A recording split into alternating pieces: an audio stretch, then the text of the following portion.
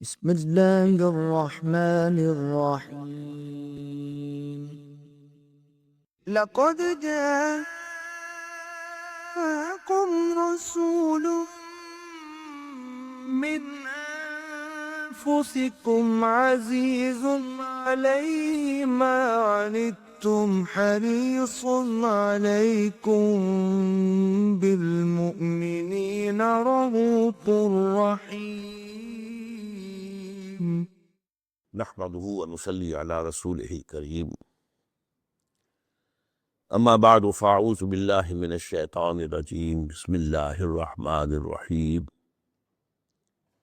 الحمد لله رب العالمين الرحمن الرحيم مالك يوم الدين إياك نعبد وإياك نستعين اهدنا الصراط المستقيم صراط الذين أنعمت عليهم غير المغضوب عليهم ولا الضالين آمين.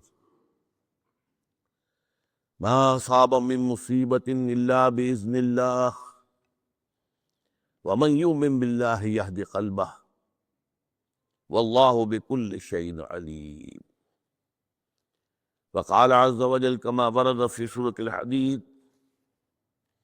ما أصاب من مصيبة في الأرض ولا في أنفسكم إلا في كتاب من قبل أن نبرأها إن ذلك على الله يسير لكي لا تأسوا على ما فاتكم ولا تفرحوا بما آتاكم والله لا يحب كل مختال فخور. وقال عز وجل كما ورد في سورة الانشراح إن مع العسر يسرا إن مع العسر يسرا صدق الله العظيم. وعن أبي العباس عبد الله بن عباس رضي الله تعالى عنهما قال كنت خلف النبي صلى الله عليه وسلم يوما فقال يا غلام إني أعلمك بكلمات احفظ الله يحفظك احفظ الله تجده تجاهك إذا سألت فاسأل الله وإذا استعنت فاستعن بالله واعلم أن الأمة لو اجتمعت على أن ينفعوك بشيء لم ينفعوك إلا بشيء قد كتبه الله لك وإن اجتمعوا على أن يضروك بشيء لم يضروك إلا بشيء قد كتب الله عليك رفعت الأقلام وجفت الصحف. رواه الترمذي رحمه الله وقال حديث حسن صحيح. وفي رواية غير الترمذي احفظ الله تجده أمامك تعرف إلى الله في الرخاء يعرفك في الشدة واعلم أن ما أخطأك لم يكن ليصيبك وما أصابك لم يكن ليخطئك واعلم أن النصر مع الصبر وأن الفرج مع الكرب وأن مع العسر يسرا. رب اشرح لي صدري ويسر لي أمري واحلل عقدة من لساني يفقهوا قولي. اللهم ربنا ألهمنا رشدنا وأعذنا من شرور أنفسنا. اللهم أرنا الحق حقا وارزقنا اتباعه وأرنا الباطل باطلا وارزقنا اجتنابه آمین یا رب العالمین. یہ حدیث نمبر 19 40 نبوی کی روح دین کے اعتبار سے ایک بہت ہی اہم مسئلے سے بحث کرتی ہے. اس کے راوی ہے حضرت عبداللہ ابن عباس جن کی کنیت ہے ابو العباس، یعنی ان کے والد کا نام بھی عباس ہے، ان کے بیٹے کا نام بھی عباس ہے. عن ابی العباس عبداللہ ابن عمر ابن عباس رضی اللہ تعالی عنہما. تو اس میں چونکہ جیسا کہ میں نے عرض کیا کہ استعانت باللہ، مدد مانگنی ہو تو صرف اللہ سے مانگ. یہ دین کی روح کا ایک بہت اہم مسئلہ ہے، بہت اہم روح ہے دین۔ میں نے اسی لیے آج سورہ فاتحہ کی تلاوت کی شروع میں، کہ اس مسئلے کی اہمیت جو ہے اس کا آپ کو اندازہ ہو جائے۔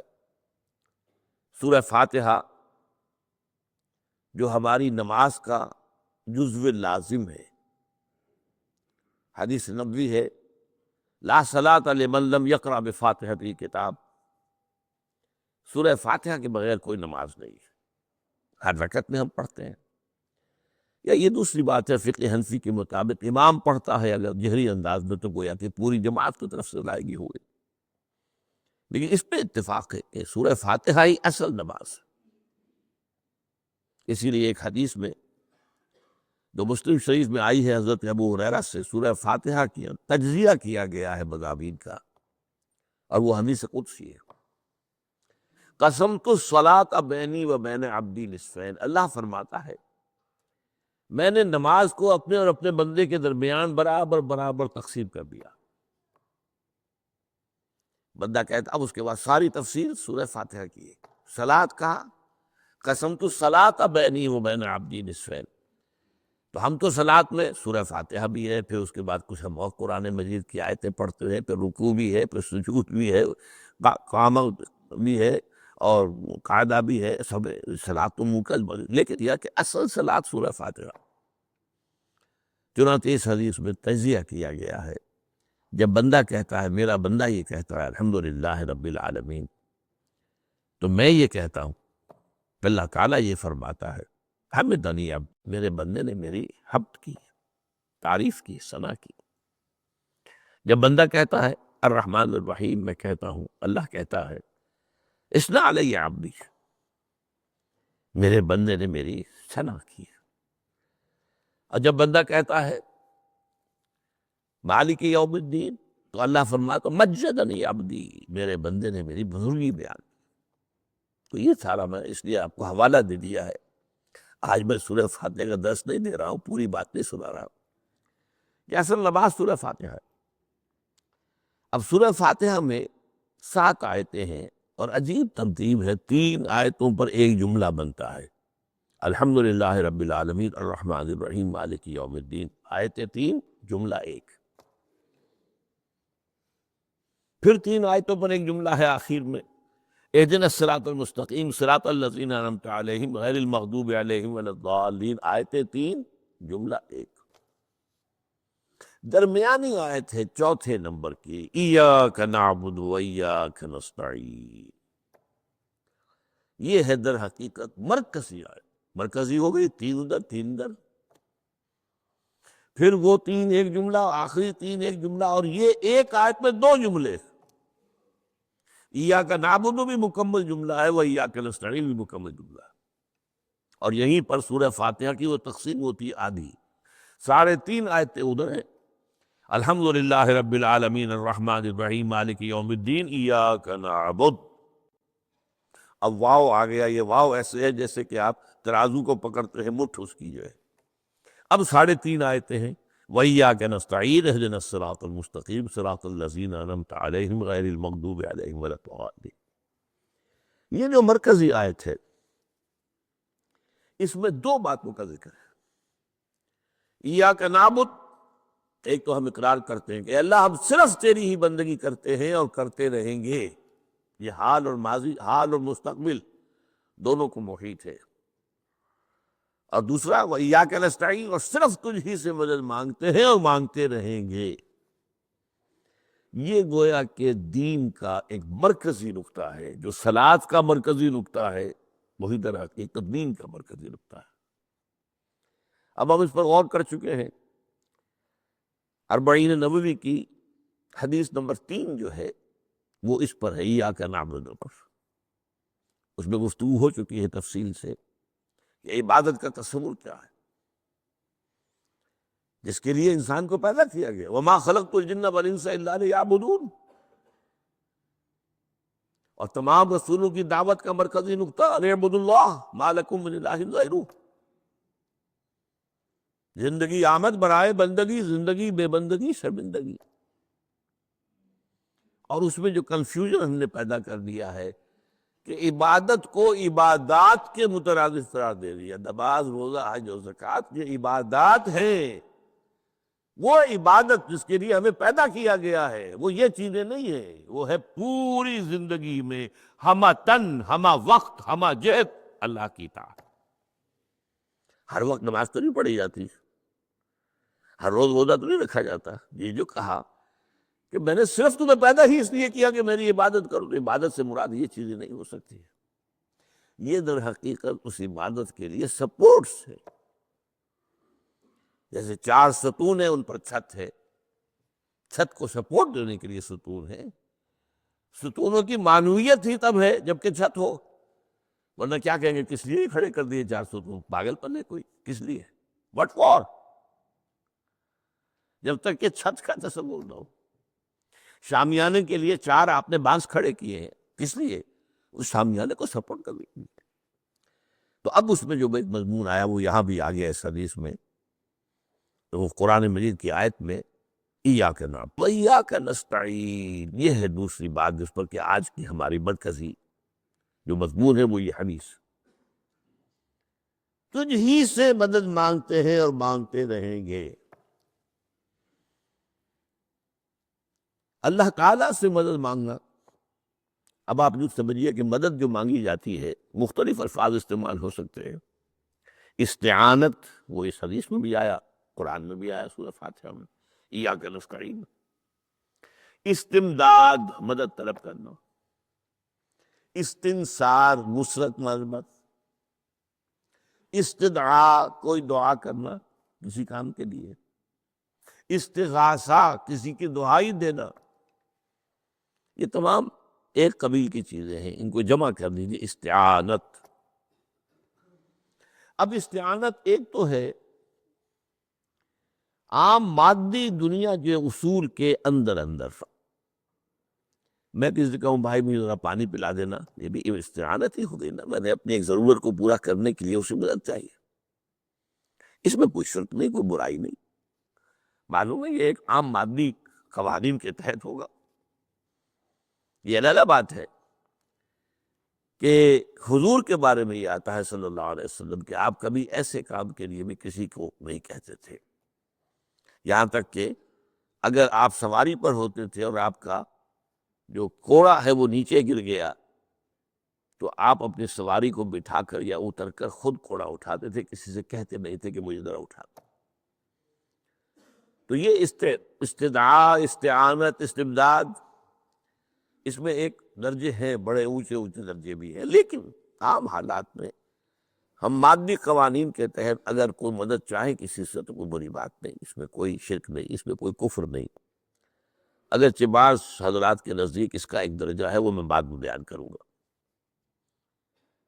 لیکن یہ کہ ماورائی انداز میں کسی غیر مرئی حقیقی یا موہومہ شخصیت سے مدد مانگنا، یہ شرک۔ غیر مرئی، حقیقی فرشتے ہیں،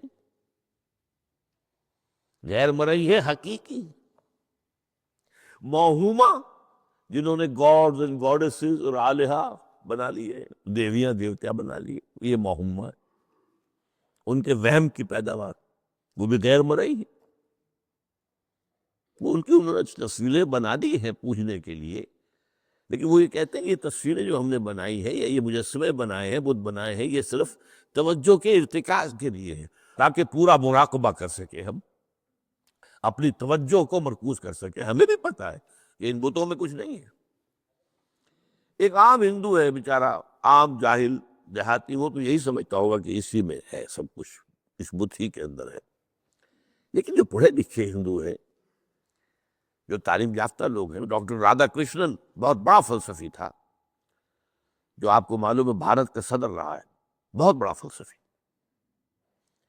تو اس کی ایک کتاب ہے انڈین فلسفی پہ، اتنی موٹی موٹی 2 جلدیں ہیں اور بڑی باریک کائی تھی، اس میں اس نے کہا کہ ہم ان بتوں میں کچھ نہیں سمجھتے، یہ تو صرف کنسنٹریشن، توجہ کو مرکوز کرنے کے لیے ہم نے ان کو بنا لیا ہے تاکہ ان کے ساتھ ایک ذہنی اور روحانی رشتہ قائم کرنے کے لیے اپنی توجہات کو مرکوز کر سکتے.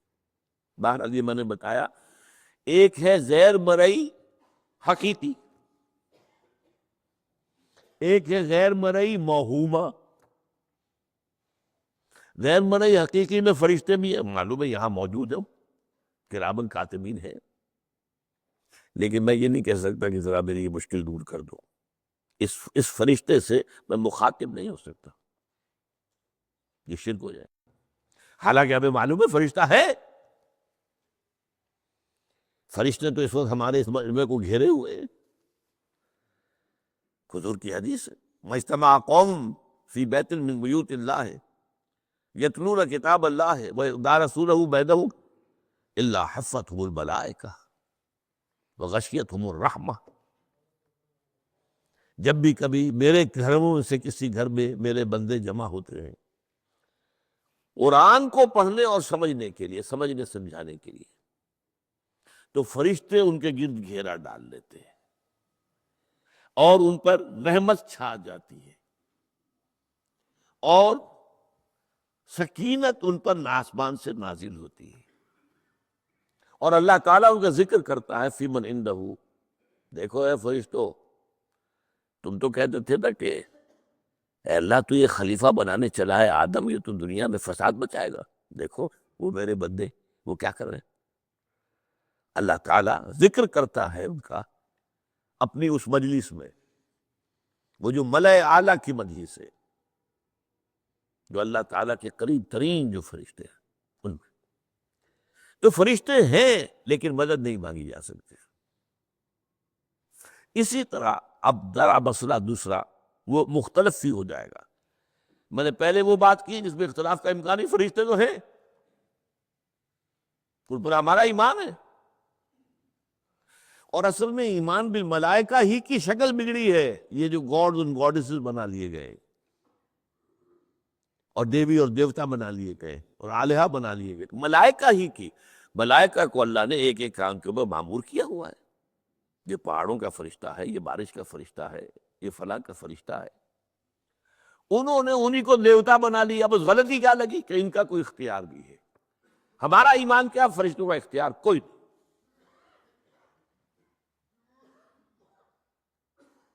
یفعلون ما یؤمرون، جو اللہ حکم دیتا ہے کرتا، ان کا کوئی اختیار نہیں. بس یہ باریک سا پردہ ہے. یہی ایمان بالملائکہ بن گیا ہے. دیویوں دیوتاؤں کی شکل اختیار کی. عرب کے لوگ خدا کی بیٹیاں کہتے تھے ان کو، یہ فرشتے خدا کی بیٹیاں ہیں. ان کے نام پر انہوں نے لات، یہ مؤنث نام ہے، لات. عزا عزیز کا مؤنث ہے، منات یہ سب مؤنث نام کا. یہ دیویاں ہیں، یہ اللہ کی بیٹیاں ہیں، فرشتے ہیں اصل. جو میں نے کہا کہ پہلے میں نے بات کی ہے وہ غیر مرئی کہ جو یقینی ہیں، متفق علیہ ہیں، فرشتے ہیں. ایک ہے مختلف فی، وہ یہ ہے کہ اولیاء اللہ کی ارواح بھی، ان کو بھی یہ، اگر یہ قول امام الہند شاہ ولی اللہ دہلوی کا نہ ہوتا تو میں کبھی اس کو تسلیم نہ کرتا. ان کا قول ہے کہ اللہ تعالیٰ اپنے جو بڑے محبوب بندے ہوتے ہیں ان کے انتقال کے بعد ان کی ارواح کو بھی فرشتوں کے جو درجہ اسفل ہے، سب سے نچلے درجے کے جو فرشتے ہیں ان میں شامل کر دیتا. اور اللہ کے احکام کی جیسے تنفیذ وہ فرشتے کرتے وہ بھی کرتے ہیں. اب یہ مختلف فی مسئلہ ہو گیا، سب کے نزدیک نہیں ہے ایسا، لیکن یہ کہ بعض کے نزدیک شاہ ولی اللہ کہہ رہے ہیں تو اس کو تو ہم اٹھا کر نزدیک کی ٹوکری میں تو نہیں پھینک سکتے بات. لیکن ان کو بھی نہیں پکارا جائے گا. وہ ہے، وہ بھی اللہ کی سول سروس کے اندر بھرتی ہو گئے. سول سروس ہے نا، اس کے کارڈرز ہیں ہمارے یہاں. پٹواری سے آپ چلیں گے تو ریونیو کا محکمہ جو ہے، پٹواری پر گرداور اور گرداور سے گرداور، قانون گو اور اس سے اوپر اور نائب تحصیلدار، یہ چلے گا. تو فرشتوں کے بھی گریڈ ہے، طبقہ اسفل، طبقہ اعلیٰ. تو اگر اللہ تعالیٰ اپنے نیک بندوں کی ارواح کو بھی اس میں شامل کر دے تو ہمیں کیا اعتراض ہے. اور اس کو ماننے سے کوئی شرک لازم نہیں آئے گا. ہاں انہیں پکارو گے تو شرک لازم آ جائے گا. بات سمجھ رہے ہیں؟ باریک فرق. فرشتوں کو مانتے ہیں، پکار نہیں سکتے، مدد نہیں مانگ سکتے. اسی طریقے سے ان کو آپ مانتے بھی ہوں اگر کہ وہ ملائکہ کی آخری صف میں ان کو بھی اللہ نے بھرتی کر لیا ہے تو ٹھیک ہے. لیکن یہ کہ آپ اختلاف کریں، اختلاف بھی کر سکتے ہیں کہ اتنی بڑی بات کے لیے کوئی دلیل قرآن مجید سے ہمیں نہیں ملتی. فرض کیجئے کوئی شخص کہتا ہے، لیکن یہ کہ یہ ایک قول ہے ایک محدث کا ہے. لیکن میں نے جو بات فرق میں جو بتا رہا ہوں، ان کو یہ مان لینا کہ فرض کیجئے شیخ عبد القادر جو ہے بغدادی گیلانی رحمۃ اللہ علیہ، ان کی روح اب کہیں آ سکتی ہے، غلبہ آ سکتی ہے، جیسے ملائکہ آ سکتے ہیں، آ سکتی ہے. روح محمدی صلی اللہ علیہ وسلم آ سکتی ہے. لیکن ہم اس وقت محمد کو پکاریں گے نہیں. پکارا تو شرک ہو جائے گا، دعوت جب دعا کی تو شرک ہو جائے گا. تو یہ ذرا باریک سا فرق ہے جو ہمارے ہاں اس فرق کو نہ سمجھنے کی وجہ سے ہی یا تو انکار کر دیتے سرے سے، روح آ ہی نہیں سکتی، اور یا یہ کہ پھر ان سے دعائیں اور استدعاء اور استغاثہ، تو یہ دونوں میں جو ہے انتہا ہو جاتی. اچھا، دنیا کے قانون کے تحت بھی جو میں نے کہا تھا، میں بتاؤں گا کہ اس کا بھی ایک مرتبہ ہے. آپ نے کسی شخص سے ایک کام کے لیے کہا، وہ کام دنیا کے قوانین کے تحت ہے. فرض کیجئے آپ کسی سے کہتے ہیں میری فلاں جگہ پر سفارش کر دیجئے، میرا یہ مسئلہ ہے، 100% درست ہے. لیکن یہ کہ فرض کیجئے کہ میرا جو مدعا علیہ ہے یا جو میرا بند مقابل ہے وہ چرب زبان ہے زیادہ، یا وہ اس نے کوئی لمبی چوڑی سفارش جو ہے فراہم کر دی ہے، تو آپ بھی میری بات رکھ دیں. وہاں قرآن مجید میں آیا ہے سورہ نساء، من یشفع شفاعۃ الحسنۃ، اچھی شفاعت کرنا، صحیح بات، تو اس کے اندر اللہ تعالیٰ نے اجر و ثواب رکھا ہے. اب آپ نے ایک دفعہ کہا، اس نے نہیں کیا، دوسری دفعہ کہا، نہیں کیا، پھر کہا، تو یہ میں ایک بزرگ کا قول آپ کو بتا رہا ہوں کہ یہ شرک ہو جائے. ایک دفعہ کہا ٹھیک ہے، یہ سوال ہے، دوسری دفعہ کہا یہ بھی چلیے معاف، اب تیسری دفعہ، اس کا مطلب یہ کہ آپ نے یہ بات سمجھ لی ہے کہ آپ کا خیر اسی کے ہاتھ میں ہے، اور یہ شرک خفی ہو جائے گا. ٹھیک ہے، آپ نے کہا اگر وہ کر دے ٹھیک، وہ اعتراض نہیں. تو یہ باتیں بھی سمجھنے کی ہے، کیونکہ آدمی جو ہے اگر پیچھے پڑ جاتا ہے، کہتا رہتا، مطلب معلوم ہوا کہ اس کے ذہن میں یہ بات بیٹھ گئی ہے کہ تمہارا خیر جو ہے، تمہاری بھلائی اسی کے ہاتھ میں نہیں. بہرحال اس کبیر کے بعد اب ہم پڑھ رہے ہیں. حضرت ابن عباس فرماتے ہیں رضی اللہ تعالیٰ عنہ، کنت خلف النبی یوما صلی اللہ علیہ وسلم، ایک دن میں حضور کے پیچھے تھا. اب پیچھے ہونے سے کیا مراد ہے؟ گمان غالب یہ ہے کہ سواری پر، جس کو ردیف بھی کہتے ہیں، واللہ عالم یہ بھی ہو سکتا ہے کہ چلتے ہوئے پیچھے پیچھے چل رہے ہو ادب کے ساتھ. چچا زاد بھائی ہیں لیکن عمر میں تو بہت چھوٹے ہیں، نوجوان ہیں. اس کیفیت میں حضور نے اب ان سے خطاب کیا، یا غلام، اے نوجوان، اے لڑکے کہا، اے لڑکے، وَعَلِّمُكَ کلمات، میں تمہیں تلقین کرتا ہوں چند کلمات. اب یہ ہے حضور کا طریقہ تربیت و تعلیم و تزکیہ. وہاں کوئی مدرسے نہیں تھے، وہاں کوئی درس کی محفلیں تو نہیں ہوتی تھی. محفل تو ایک ہی ہوتی تھی ہفتے میں، اور وہ جمعے کا اجتماع ہے.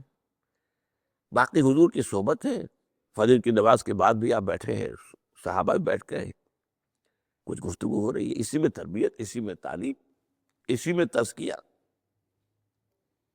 وہ علیحدہ ذکر کے حلقے جو ہے وہ ضربے مارنے کے لیے یہ تو نہیں تھے. یہ تو بات کی یاد ہے، میں تو سب مانتے ہیں کہ یہ بات کی یاد ہے، یہ مسنون چیزیں نہیں. بہرحال حضور نے اے لڑکے یا اے بیٹے، جو بھی آپ اس کا ترجمہ کریں، میں تمہیں چند باتیں سکھاتا ہوں ذرا، مطلب کیا ہے، وَعَلِّمُكَ كَلِمَاتٍ، توجہ سے سنو، غور سے سنو، حفظ جان بنا لو۔ احفظ اللہ یحفظک، پہلا کلمہ، اللہ کی حفاظت کرو، وہ تمہاری حفاظت کرے گا۔ اب اس سے مراد کیا ہے؟ عام طور پر سمجھا گیا ہے کہ اللہ کے احکام کی حفاظت کرو، کوئی حکم ٹوٹنے نہ پائے، وہ تمہاری حفاظت کرے گا۔ اور ایک مفہوم یہ بھی ہو سکتا ہے، اللہ کو اپنے دل میں محفوظ رکھو، اس کی یاد سے اس دل کو، اس خانہ قلب کو خالی نہ ہونے دو، مستحضر رکھو اللہ کو اپنے دل میں، تو اللہ تمہاری حفاظت کرے گا، اللہ تمہیں یاد رکھے گا۔ اور حدیث قدسی میں یہ الفاظ آئے، میرا بندہ جب مجھے اپنے دل میں یاد کرتا ہے، میں بھی اسے اپنے دل میں یاد کرتا ہوں۔ جب میرا بندہ کسی محفل میں میرا ذکر کرتا ہے، میں اس سے کہیں بہتر محفل میں اس کا ذکر کرتا ہوں۔ اللہ کی محفل تو ملائے اعلیٰ کی ہے، ملائکہ مقربین کی ہے۔ وہ جو امیر خسرو کا شعر ہے، وہ پتہ نہیں کس کیفیت میں انہوں نے کہا ہے، خدا خود میر محفل بود اندر لامکاں خسرو، محمد شمع محفل بود شب جائے کہ من بودم۔ اے خسرو، رات میں جہاں تھا، وہ رات کوئی کیفیت تھی جو گزری ہے، وہ ایک لامکاں کی محفل تھی۔ اب مکان نہیں ہے، لامکاں ہے، مادی نہیں ہے وہ۔ اس کی محفل میں میر محفل اللہ تھا، اور شمع محفل محمد تھے صلی اللہ علیہ وسلم۔ خدا خود میر محفل بود اندر لامکاں خسرو، محمد شمع محفل بود شب جائے کہ من بودم۔ بہرحال اللہ کو تم اپنے دل میں مستحضر رکھو، اللہ تعالیٰ تمہیں بھی یاد رکھے گا۔ دوبارہ فرمایا، احفظ اللہ تجدہ امامہ تجاہک، اللہ کو یاد رکھو تو اپنے سامنے موجود پاؤ گے، جب چاہو دعا کرو۔ وہ جو بات کہا ہے کہ دل میں ہے، جب چاہو مخاطب ہو جا۔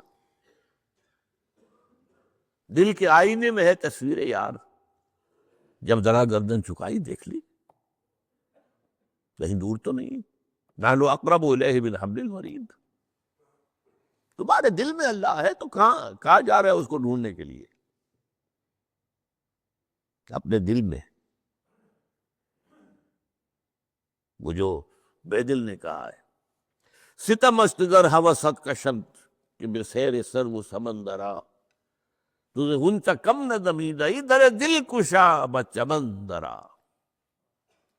بڑے ستم کی بات ہے کہ تمہارا دل کہتا ہے چلو ذرا باغیچے میں چلو، پھولوں کی سیر کرو، یہ گلاب کا پھول ہے، یہ موتیا ہے، یہ شاید ستم است، بڑے ستم کی بات ہے۔ کیوں یہ ستم، کیا ہو گیا اس میں؟ ستم است گر ہوست کشد، تمہاری خواہش تمہیں کھینچتی ہے کہ بے سیر سر و سمندرا، سر و سمن، ذرا ان کی سیر کرنے کے لیے آؤ۔ تجھے غنچہ کم نظر، تو خود ایک غنچہ ہے، تو خود ایک پھول ہے، اللہ کا بنایا ہوا اشرف المخلوقات۔ وہ اشرف المخلوقات سے بڑا کوئی پھول ہو سکتا ہے؟ تجھے غنچہ کم نہ دمیدہ در دل کشا، اپنے دل کا دروازہ کھولو، بچمن ترا، اس کے اندر جو چمن آباد ہے وہ کیا ہے؟ روح۔ دل مسکن ہے قلب، قلب مسکن ہے روح کا۔ تو احفظ اللہ تجدہ امام، یا تجاہک، اپنے سامنے موجود پاؤ گے۔ اذا سألت فاسأل اللہ، اب آ گیا وہ مرکزی مضمون۔ دیکھو جب مانگو اللہ سے مانگو، غیر اللہ کے سامنے ہاتھ دراز کرو ہی مت۔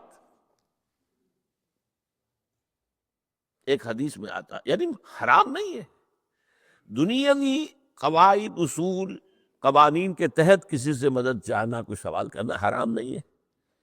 وہ تو میں نے کہا کہ اس پر اصرار آپ کریں گے تو اس میں بو پیدا ہو جائے گی، بدبو پیدا ہو جائے گی شرک کی۔ لیکن آپ اس سوال کریں، مدد لیں، اسی پر دنیا قائم ہے، ایک دوسرے کے ساتھ تعاون کے ساتھ۔ لیکن اونچا مقام کیا ہے؟ کسی سے سوال مت کرو سوائے اللہ، یہاں تک کہ جوتے باندھنے کا تسمہ تمہیں درکار ہے تو بھی کسی سے مت مانگو، اللہ سے مانگو۔ کیا پتہ اللہ کس کے دل میں ڈال دے اور وہ آ کے تمہیں تسمہ پیش کر دے۔ ہوتا ہے ایسا، بس اوقات ہوتا ہے۔ جو اللہ کے ساتھ لو لگا کر رکھنے والے ہیں ان کے تو ایسے واقعات ہوتے ہیں کہ دل میں ایک بات آئی اور اس کے بعد وہی بات جو ہے وہ کوئی شخص آ گیا، اس نے وہ بات پوری کر دی۔ کیونکہ لوگوں کے دل جو ہے وہ تو اللہ کی دو انگلیوں کے مابین جو چاہتا پھیر دیتا۔ کیا پتہ اللہ کسی فرشتے کو انسانی شکل میں بھیج دے، آتا ہے فرشتہ، آتا ہے انسانی شکل میں، آتا آپ کی تکلیف کو رفع کر دے، آپ کی ضرورت کو پورا کر دے۔ اسی سے مانگ، کسی اور سے مت مانگ۔ یہ ہے توحید کا لب لباب۔ یوں سمجھیے اسلام کی جڑ کیا ہے؟ ایمان۔ اسلام کا جو خارجی نظام عمل ہے، انفرادی اعمال ہو، اجتماعی ہو، ان سب کی روح رواں کیا ہے؟ ایمان۔ ٹھیک، ایک بات ہو گئی۔ ایمان کا خلاصہ لب لباب کیا ہے؟ ایمان باللہ۔ جیسے ایمان بالآخرہ بھی ہے، ایمان بالملائکہ ہے، ایمان بالانبیاء ہے، ایمان بالرسل ہے، ایمان بالکتب ہے، ایمان بالقذف ہے، لیکن اصل ایمان، اسی لیے ایمان مجمل میں آپ کو معلوم ہے کسی اور چیز کا ذکر نہیں۔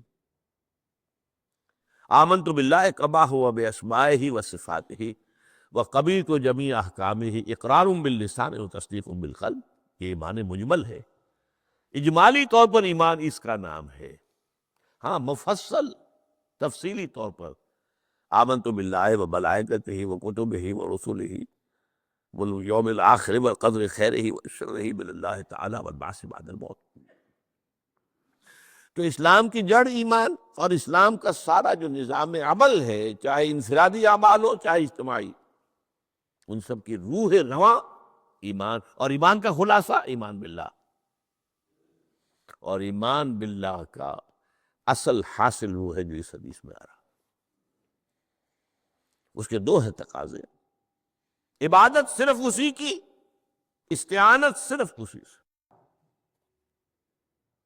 اس لیے میں نے سورہ فاتحہ کا تذکرہ شروع میں کیا۔ یہ عبادت کا جوہر ہے، عبادت کا جو ہے یہ ایمان کا حاصل، عبادت صرف اس کی اور استعانت صرف اس سے۔ استعانت ہی میں سوال بھی آ گیا، یہ بھی مدد ہے۔ آپ کسی سے کچھ مدد مالی چاہ رہے ہیں یا کوئی اور مدد چاہتے ہیں، کسی کام میں مدد چاہتے ہیں، جیسے میں نے کہا تھا کہ سفارش کرانا چاہتے ہیں، یہ بھی مدد ہے۔ وَإِذَا اسْتَعَنْتَ فَاسْتَعِنْ بِاللَّهِ، اور جب مدد مانگو صرف اللہ سے مانگو۔ اور وہ سارے الفاظ یاد کر لیے، استدعاء، استعانت، استغاثہ۔ یہ جو غوث اعظم سے استغاثہ کیا جاتا ہے یہ تو شرک ہے۔ استغاثہ اللہ سے، دعائی اللہ کا۔ اس اعتبار سے استمداد، استعانت، استدعاء، استغاثہ، یہ سب اللہ سے، صرف اللہ سے۔ عبادت صرف اللہ کی، ایاک نعبد، اور استعانت صرف اللہ سے۔ اذا سالت فاسأل اللہ واذا استعنت فاستعن باللہ واعلم۔ اب یہ جو آخری ٹکڑا آ رہا ہے، حدیث نمبر 4 تھی، وہ عبداللہ ابن مسعود رضی اللہ تعالیٰ عنہ، اس میں بھی مضمون جو آیا وہ یہاں پر دوبارہ آ رہا ہے۔ وعلم، اور اے میرے بیٹے، میرے بچے، اے عزیز، علم، جان لو، ان الامت لو اجتمعت علی ان ینفعوک بشیء، اگر سب لوگ جمع ہو کر چاہیں کہ تمہیں کسی شے کا نفع پہنچا دے، کوئی فائدہ پہنچا دے، لن ینفعوک الا بشیء قد کتبہ اللہ لک، نہیں پہنچا سکتے وہ تمہیں کوئی نفع مگر صرف وہی جو تمہارے لیے اللہ نے لکھ دیا۔ پھر کیوں مانگو ان سے؟ یہ تو فعل عبث ہو گیا، بیکار بات ہو گئی، ان کے ہاتھ میں کچھ ہے ہی نہیں۔ لہذا یہ جان لو، سب لوگ مل کر چاہیں کہ تمہیں کوئی نفع پہنچا دیں، نہیں پہنچا سکتے، مگر وہی کچھ جو اللہ نے تمہارے لیے اگر لکھ دیا ہے تو مل جائے گا، ورنہ نہیں۔ آپ اندازہ کیجئے کہ جو شخص اس سطح پر آ جائے اس میں کتنا استغنا ہوگا، کسی کے سامنے پیشانی رگڑے گا، کسی کے سامنے ہاتھ پھیلائے گا، کسی کے سامنے اپنی عزت نفس کو ہتھیلی پر رکھ کر پیش کرے گا۔ تم نے سوال کیا تو عزت نفس تو تم نے اس کے سامنے پیش کر دی، اب وہ چاہے تو کچھ اس کا لحاظ کر لے، چاہے تو ٹھوکر مار دے تمہاری عزت نفس۔ یہ وہ مقام ہے جب مانگو صرف اللہ سے، جب مدد طلب کرو صرف اللہ سے، اور جان لو اگر تمام لوگ جمع ہو کر تمہیں کوئی فائدہ پہنچا ہو جائے، نہیں پہنچا سکتے، الا بشیء قد کتب اللہ لک وان اجتمعوا علی ان یضروک بشیء لم یضروک الا بشیء قد کتب اللہ علیک۔ اور وہ سب مل کر چاہے تمہیں کوئی نقصان پہنچا دے، نہیں پہنچا سکتے مگر وہی کچھ جو اللہ نے تمہارے لیے لکھ دیا۔ اب بتائیے خوف کی جڑ کٹ جائے گی کہ نہیں؟ یہ جو ایمان جو ہے یہ خوف اور حزن دونوں سے نجات دلانے والی بات ہے۔ جو حقیقی مومن ہے وہ اللہ کا ولی ہے، حقیقی مومن وہ اللہ کا ولی ہے۔ اور الا ان اولیاء اللہ لا خوف علیہم ولا هم يحزنون، یہ اولیاء اللہ کو علیحدہ مخلوق نہیں ہے، کوئی ان کے سر پہ سینگ نہیں ہوتے، انسان ہی ہوتے ہیں، لیکن حقیقی معنی میں مومن اس ان اعتراضات سے جو آج ہم پڑھ رہے ہیں، ایمان اس درجے کا پہنچ گیا تو اللہ کا ولی ہے۔ اور لوگ کے لیے خوف کس بات کا ہوگا؟ کس سے خوف کروں؟ اس کے ہاتھ میں کچھ ہے ہی نہیں، اور اگر کچھ اللہ نے میرے لیے لکھ دیا وہ آتا رہے گا، چاہے میں لاکھ گڑ گڑاؤں اور اس کے سامنے یہ چھوڑ دے، اگر اللہ نے لکھا وہ آیا وہ تو آئے گا، تو کاہے کو اس کے سامنے گڑ گڑانے، کاہے کو جبرسائی کرنا اس کے سامنے، اور کسی کے ہاتھ میں کچھ ہے ہی نہیں، میرا خیر ہے ہی نہیں، کاہے کو خوشامد کرو اس کی۔ اور سنیے، رفعت الاقلام، دیکھو نوجوان، قلمیں اٹھا لی گئی ہے، وجفت الصحف، اور جو رجسٹر ہیں صحیفے ان کی سیاہی خشک ہو چکی ہے۔ یہ ہے وہ اللہ کا علم قدیم جس میں ہر شے لکھ دی گئی، اس کی قلم اٹھا لیے گئے۔ وہ جیسے آپ کو معلوم ہے امتحان ہوتا تھا، 3 گھنٹے ختم ہو گئے، اسٹاپ رائٹنگ، بس اب قلم رک جانا چاہیے۔ وہ قلم تو تقدیر کا کاتب جو ہے وہ قلم اس کا اب اٹھا دیا گیا، اور جو صحیفے جن پر کہ لکھا گیا وہ خشک بھی ہو گئے۔ یہ تو روایت ہے جو امام ترمذی نے جس کو روایت کیا، یہ متن ان کا ہے جو ہم نے پڑھا ابھی، اور ان کا قول یہ ہے کہ یہ حدیث حسن صحیح ہے، لیکن یہی روایت اور انہی راوی سے عبداللہ ابن عباس سے رضی اللہ تعالیٰ عنہما اور بھی محدثین نے کی ہے، تو اس میں سے ایک اور متن جو ہے وہ یہاں پر امام نووی نے دے دیا ہے۔ احفظ اللہ تجد امامک، یہ تو پہلا وہ ٹکڑا تھا، وقت تجاہک تھا، یہاں امامک ہے، مطلب ایک ہی ہے، اپنے سامنے پاؤ گے۔ اللہ کی حفاظت کرو، اللہ کو دل میں، اللہ کی یاد کو محفوظ رکھو، گویا کہ اللہ کو مستحضر رکھو۔ ذکر اللہ کے معنی کیا ہے؟ استحضار اللہ فی القلب، یہ ذکر اللہ ہے۔ جنہیں ہم ذکر سمجھ بیٹھے ہیں وہ ذکر کے ذریعے ہے۔ اقیم الصلاۃ لذکری، نماز قائم کرو میری یاد کے لیے، نماز ذریعہ ہے یاد کا۔ یہ علیحدہ بات ہے کہ آپ نے 17 رکعتیں بھی پڑھ لی ہو جو عشاء کی اور یاد آپ کو آئی ہی نہیں کوئی، آپ تو ایک میکینیکل انداز میں جو ہے وہ اٹھک بیٹھک کر رہے ہیں، اور آپ کی زبان سے کچھ بھی نکل رہا ہے، تو اس کا آپ کے شعور سے، دل کی گہرائی سے کوئی رابطہ ہے ہی نہیں، وہ ذکر تو نہیں ہوا۔ ہاں نماز فرض تھی، وہ ادا ہو گئی، آپ کی ایک فرض ادا ہو گئی۔ تو جنہیں ہم نے ذرائع، جنہیں ذکر سمجھا، وہ ذرائع ذکر ہے، اللہ اللہ سبحان اللہ زبان سے، یہ تاکہ اس کے نتیجے میں وہ ذکر حاصل ہو جائے۔ استحضار اللہ فی القلب، ذکر کے معنی ہے استحضار اللہ فی القلب، تعرف الی اللہ فی الرخاء۔ اور دیکھو کشادگی کے وقت میں تم اللہ کو یاد رکھو، اللہ کی طرف رجوع کیے رہو، بھول نہ جاؤ۔ وہ نہ ہو جو کبھی کہا تھا، بہادر شاہ ظفر کے اشعار میں سے بہت زور کا شعر ہے، ظفر آدمی اس کو نہ جانیے چاہے کتنا ہی ہو فام و زکا، جسے عیش میں یاد خدا نہ رہی، جسے تیش میں خوف خدا نہ رہا۔ وہ ہے کشادگی کی حالت میں، جب کہ تمہارے لیے کشادگی ہے، اللہ کی طرف رجوع کیے رکھو۔ یعرف کا فی الشدہ، تو اللہ اپنی توجہ تم پر رکھے گا شدت کے وقت میں، جب تمہیں کوئی تکلیف، اس تکلیف کو تم پر آسان کر دے گا۔ تکلیف تو آنی ہے، وہ لکھی ہوئی ہے، وہ تو آئے گی،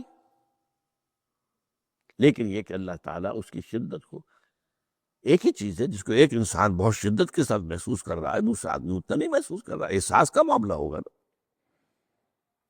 وہ تو اصل میں اگر انسان کی نرز کٹی ہوئی ہے تو احساس ہوگا ہی نہیں، سر سے ہی نہیں ہوگا۔ تو اس اعتبار سے اللہ تعالیٰ تمہارے لیے اس شدت کی کمی کر دے گا۔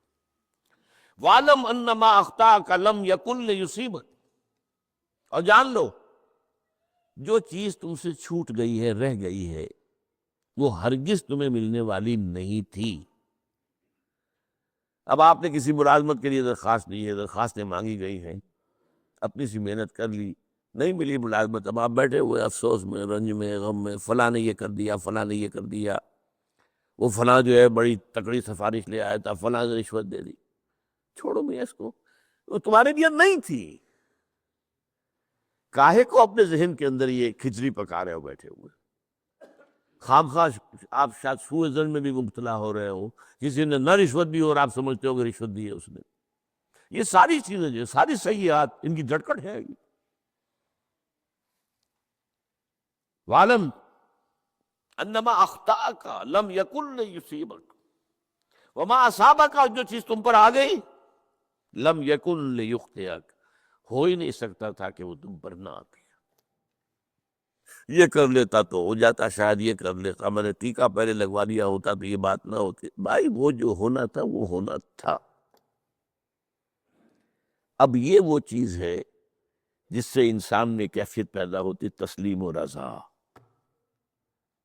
ہم بھی تسلیم کی خو ڈالیں گے، بے نیازی تیری عادت ہی صحیح، اے اللہ جو تو نے چاہا مجھے قبول ہے۔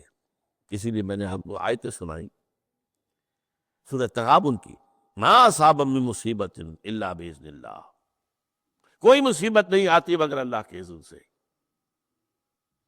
وَمَن یؤمن باللہ یہد قلبہ، جو اللہ پر ایمان رکھتا ہو اللہ اس کے دل کو ہدایت دے دیتا ہے۔ ہدایت کس بات کی؟ تسلیم و رضا۔ ستمش گر حوست کشد ام سر سرو سمندرا، نہیں یہ دوسرا شعر میں پڑھنا چاہتا تھا۔ سر دوستاں سلامت کہ تو خنجر آزمائی، شبد نصیب دشمن کے شبد ہلا کے تیلت۔ اے اللہ تیری طرف سے ہے، مجھے قبول ہے، اور بظاہر مجھے تکلیف ہو رہی ہے، لیکن یقیناً اس میں میرا کوئی خیر ہے۔ یدک الخیر، تیرے ہاتھ میں تو خیر ہی خیر ہے، جو بھی تیری طرف سے آئے۔ سر تسلیم خم ہے جو مزاج یاد میں آئے۔ اور یہ مضمون جو ہے زیادہ بڑے پیمانے پر سورہ حدید میں آیا ہے۔ ما اصاب من مصیبت فی الارض ولا فی انفسکم الا فی کتاب من قبل ان نبرأہا، کوئی مصیبت نہیں آتی نہ تمہاری جانوں میں نہ زمین میں، زمین میں زلزلہ آ جانا، سیلاب آ جانا، کچھ اور زمین کا دھنس جانا، یا یہ ہے کہ تمہاری جانوں میں کوئی بخار ہو گیا، کوئی اور تکلیف ہو گئی، اچانک معلوم ہوا کہ ثابت جو کینسر ہے، اور کینسر بھی اب 3rd سٹیج کو پہنچ چکا ہے۔ لیکن جو بھی آیا ہے وہ اللہ کے علم قدیم کی کتاب میں پہلے سے لکھا ہوا ہے۔ فی کتاب من قبل ان نبرأہا، یہ ایک کتاب میں درج ہے اس سے پہلے کہ ہم اسے ظاہر کریں۔ اس کا نتیجہ کیا نکلنا چاہیے؟ لیکن لا تاسوا علی ما فاتکم ولا تفرحوا بما آتاکم، افسوس نہ کیا کرو جو تم سے جاتا رہے، چھوٹ جائے۔ کوئی عزیز فوت ہو گیا، کوئی موقع ہاتھ سے نکل گیا، ارے بھائی میں چوک گیا، بڑا موقع تھا، اب اس پر افسوس کر رہے نہیں۔ جو چیز لیکن لا تاسوا علی ما فاتک ولا تفرحوا بما آتاک، جو اللہ تمہیں دے دے اس پر اتراؤ مت۔ وما اصابک لم یکن لیخطئک واعلم ان النصر مع الصبر، اور جان لو اللہ کی مدد صبر کے ساتھ آتی ہے، جو آئے اس کی طرف سے جھیلو۔ زبان پر کلمہ شکوہ اور شکایت نہ آئے، اللہ سے شکایت نہ آئے، تسلیم و رضا، جو تیری رضا ہے۔ تیری صحت ہمیں منظور ہے لیکن اس کو، مولانا محمد علی جوہر ایک مرتبہ جیل میں گئے، ایک بیٹی بیمار ہوئی، فوت ہو گئی۔ اس کے بعد دوسری مرتبہ پھر جیل میں گئے، دوسری بیٹی کو وہی بیماری ہوئی۔ جیل میں اطلاع ملی کہ بیٹی کو یہ بیماری ہو گئی ہے، تو خط لکھا اشعار کی شکل میں۔ اس کا آخری شعر یہ ہے، تیری صحت ہمیں منظور ہے لیکن اس کو نہیں منظور تو پھر ہم کو بھی منظور ہے۔ ہم تو چاہتے ہیں میں بیٹی کے تو یہ شفا ہو جائے، اسے منظور نہیں تو پھر ہمیں بھی بتا۔ وَعَلَمَ أَنَّ النَّصْرَ مَعَ الصَّبْرِ وَأَنَّ الْفَرَجَ مَعَ الْكَرْبِ، فرج، فراخی، کھل جانا کسی چیز کا، یہ ہے کرب کے ساتھ، تکلیف کے ساتھ، تکلیف ہوتی ہے ساتھ۔ اللہ نے قانون بنایا ہے دنیا کا۔ اب آپ اندازہ کیجئے بچے کی ولادت میں ماں کو کتنی تکلیف اٹھانی پڑتی ہے۔ آج کل تو فیشن ہو گیا ہے، سیدھے سیدھے جاؤ آپریشن کراؤ، تکلیف سے بچ جاؤ، لیکن یہ ہے کہ یہ بھی آپ جیل میں ہوگا، وہ ساری تکلیف جیسے ہی بچے کو لا کر ماں کے برابر لٹایا ہے، ساری تکلیف ختم، پھر جو راحت اس سے میسر آتی ہے۔ ان الفرج مع الکرب وان مع العسر یسرا، اسی لیے میں نے وہ آیتیں بھی پڑھی تھی، ان مع العسر یسرا ان مع العسر یسرا۔ اس دنیا میں یہ اللہ نے نظام بنایا ہے، سختیاں جھیلنی ہی ہوں گی۔ لقد خلقنا الانسان فی کبد، ہم نے انسان کو پیدا کیا مشقت کے اندر، مشقت تو کرنی پڑے گی۔ کسی کی جسمانی مشقت زیادہ، کسی کی ذہنی مشقت زیادہ، مشقت سے چارہ کسی کو نہیں۔ تو یہ ہے ان مع العسر یسرا ان مع العسر یسرا۔ بارک اللہ لی ولکم فی القرآن العظیم ونفعنی وإیاکم بالآیات والذکر الحکیم۔